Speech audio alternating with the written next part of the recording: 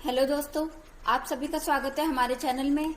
आज मैं आप सबके साथ जुड़ी हूँ DSSB PRT के पेपर के साथ। आज हम इस पेपर का जनरल इंग्लिश का पार्ट डिस्कस करेंगे, तो आप वीडियो को एंड तक जरूर देखें। हमारा सबसे पहला क्वेश्चन है, the man at your local coffee shop has never left the country but speaks as though he has lived in London all his life. His British accent is an। हमें बताना है कि इसमें जो उसका ब्रिटिश एक्सेंट है वो किस तरह का है। अब मैं आपको बताती हूँ इस लाइन में क्या कहा गया है। The man at your local coffee shop, जो आपके पास का कॉफी शॉप है वहां पर एक आदमी ने कभी भी आउट ऑफ इंडिया नहीं गया है, लेकिन वो बिल्कुल लंदन जैसी इंग्लिश बोलता है कि ऐसा लगता है कि वो वहीं पर ही रहा है। तो उसका ब्रिटिश जो एक्सेंट है वो किस तरह का माना जाएगा? वो माना जाएगा अफेक्टेशन, मतलब बनावटी, कि वो बनावटी बोलता है इंग्लिश। तो इसमें जो ऑप्शन नंबर 3 है वो सही हो जाएगा। Fill in the blank, you might dash your ability to sing well to the thousands of rupees your parents spend for music lessons. तो अब हमें बताना है कि यहाँ पर क्या आएगा। तो हम सबसे पहले देखते हैं कि इसका मतलब क्या है। यू माइट, तुम किस तरीके से अपनी एबिलिटी को क्या कर सकते हो, अपने अच्छे गाने की एबिलिटी को क्या कर सकते हो। जैसे कि तुम्हारे पेरेंट्स जो हैं वो तुम्हारे म्यूजिक लेसन पर 1000 रुपए खर्च करते हैं, तो उसका क्या कर सकते हैं। सबसे पहले हम देखते हैं इन चार ऑप्शंस का मीनिंग क्या है। इम्प्यूट का मतलब होता है आरोप लगाना। नेक्स्ट इज शामिल करना। यूटिलाइज का मतलब यूज करना। प्रोपोगेट का मतलब प्रचार करना। तो आपको क्या लगता है कि कौन सा ऑप्शन इसमें से सही होगा? क्या ये सही होगा?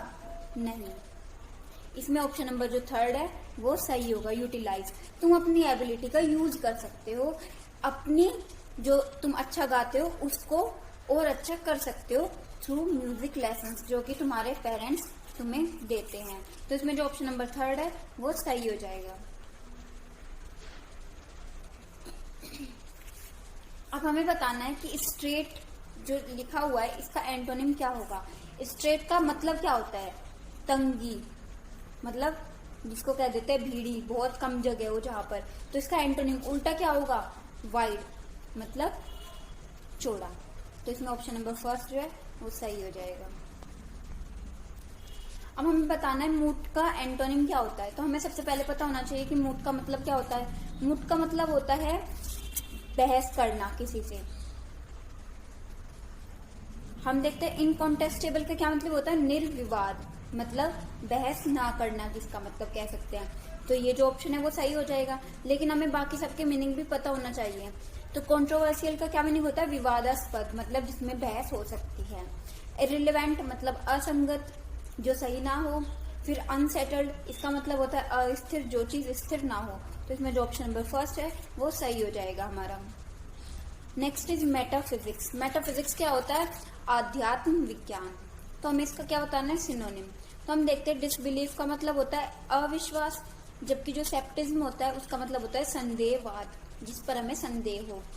प्लूरलिज्म होता है बहुलवाद, मतलब जिसमें बहुत सारी, जैसे हम प्लूरल कहते हैं ना, बहुत सारी चीजें होती है वो। और ओंटोलॉजी जो होता है वो होता है मेटाफिजिक्स की एक ब्रांच। तो इसमें जो ऑप्शन नंबर 4 है वो सही हो जाएगा। अब हमें बताना है कि प्रोबेट का एंटोनिम क्या होगा। प्रोबेट का मतलब होता है संगत। तो वैलिडेट का मतलब लेकिन सत्यापित होता है, तो ये तो नहीं हो सकता, हमें इसका एंटोनिम बताना है। फॉर्मलाइज का मतलब औपचारिकता होती है कि किसी फॉर्मल, नॉन फॉर्मल ये बोलते हैं ना, वही। तो कॉन्ट्राडिक्ट का मतलब होता है असंगत, तो ये क्या होगा? इसका एंटोनिम होगा। देन कोलैबोरेट का मतलब होता है सपोर्ट करना। तो इसमें जो तीनों ऑप्शन है ये सही नहीं होंगे। इसमें जो ऑप्शन नंबर 3 है वो सही हो जाएगा। Next is if an employ strays from procedure from his own interest. अगर कोई एक एम्प्लॉय है वो अपने इंटरेस्ट के अकॉर्डिंग कंपनी में काम कर रहा है, तो उसके जो सुपीरियर्स है वो क्या करेंगे? उसकी पोजीशन को उससे छीन लेंगे। हिज सुपीरियर्स में डिवेस्ट हिम फ्रॉम हिज पोजीशन। तो इसमें क्या आएगा? ऑप्शन नंबर 4 डिवेस्ट, जिसका मतलब होता है छीनना। अब हमें बताना है कि जो सैबल है वो किस कलर को इंडिकेट करता है। तो जो सैबल होता है वो एक तरह का जानवर होता है जो कि काले रंग का होता है। तो ये किसको डिनोट करेगा? ब्लैक को। Option number 2। Next is Sharma said that the turbidity in the segments of the river in India could be because of construction debris flowing downstream. तो हमें बताना है इस सेंटेंस में टर्बिडिटी का क्या मतलब है. टर्बिडिटी का मतलब होता है गंदगी, तो इसका जो मतलब होगा वो क्या होगा, मुर्कीनेस, क्योंकि इसका मतलब क्या होता है, गंदगी.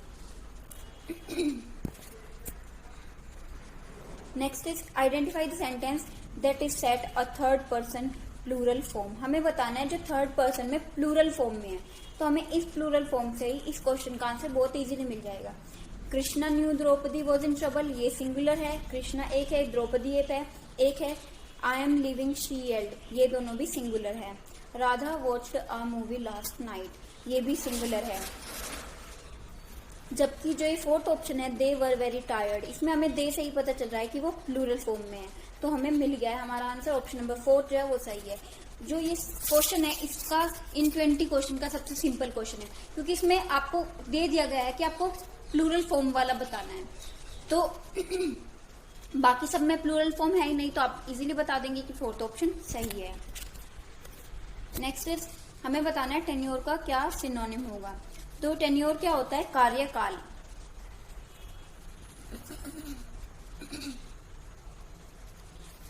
अब हम देखते हैं इसके ऑप्शंस में. वेन का मतलब होता है पतन, तो ये तो नहीं होगा. रेलीगेट का मतलब होता है बाहर निकाल देना. डेलीगेट का मतलब होता है सौंपना. और जो इनकम्बेंसी होता है उसका मतलब होता है पदग्राही, जिसका कोई पद हो. तो कार्यकाल में ही तो पदग्राही होगा, तो इसका क्या होगा, ये सिनोनिम होगा incumbency. Option number 4. Next is choose the correct sentence. हमें सेंटेंस सही चूज करना है, तो हम देखते हैं the car and truck is in the backyard. तो यहाँ पर होना चाहिए था कार एंड ट्रक, तो यहाँ पर ये सही नहीं होगा. दिस सेंटेंस इज इनकरेक्ट, ये सही है. We are going to theirs house, तो यहाँ पर ये देयर नहीं, THEIR' आना चाहिए था. The work have to be done by Monday, यहाँ पर द की जगह दिस आना चाहिए था. This work have to be done by Monday, has आना चाहिए था यहाँ पर. तो क्या हो गया, ये जो सेकंड ऑप्शन है हमारा सही हो गया. ये जो सेंटेंस है ये करेक्ट है. Next is choose the correct sentence. हमें इसमें भी बताना है कि कौन सा सेंटेंस करेक्ट है. वी आर लर्निंग इंग्लिश, ये सही है. आई हैव 2 cats, यहाँ पर TWO2 आना चाहिए था, 2 कैट हैं. आई वेंट नाउ, वेंट आ गया है, तो इसके साथ नाउ कैसे यूज हो सकता है, तो ये भी इनकरेक्ट होगा. यू चेयर इज ब्राउन, यहाँ पर क्या आना चाहिए था, योर चेयर इज ब्राउन, तो इसमें जो ऑप्शन नंबर 1 है वो सही हो जाएगा. नेक्स्ट इज हमें बताना है कि यहाँ पर कौन सा पंक्चुएशन मार्क आएगा. तो हम सेंटेंस पढ़ते हैं कैन यू हियर मी, तो हम किसी से पूछ रहे हैं कि क्या आप मुझे सुन सकते हैं, तो इसमें क्या आएगा, क्वेश्चन मार्क. तो ऑप्शन नंबर 4 जो है वो सही हो जाएगा हमारा. अब हमें सप्लीएंट का सिनोनिम बताना है. तो सप्लीएंट का क्या मीनिंग होता है, किसी से मांगना, मांगने वाला जो होता है वो होता है सप्लीएंट. और प्लीडिंग का मतलब क्या होता है, निवेदन करना. तो ऑप्शन नंबर 2 जो है इसमें इजीली सही हो जाएगा. अब हमारे पास एक पैराग्राफ दिया हुआ है, आप इस पैसेज को वीडियो पॉज करके पढ़ सकते हैं. यहाँ पर मैं पूरा पैसेज जो है वो रीड आउट नहीं कर रही हूँ. तब तक आप जाकर के हमारे चैनल को सब्सक्राइब कर दें, वीडियो को लाइक कर दें और ज़्यादा से ज़्यादा अपने फ्रेंड्स के साथ शेयर करें, ताकि जिन लोगों को PRT DSSB के पेपर की ज़रूरत है, उसके सॉल्यूशन की ज़रूरत है, वो हमारे चैनल तक पहुँच सकें.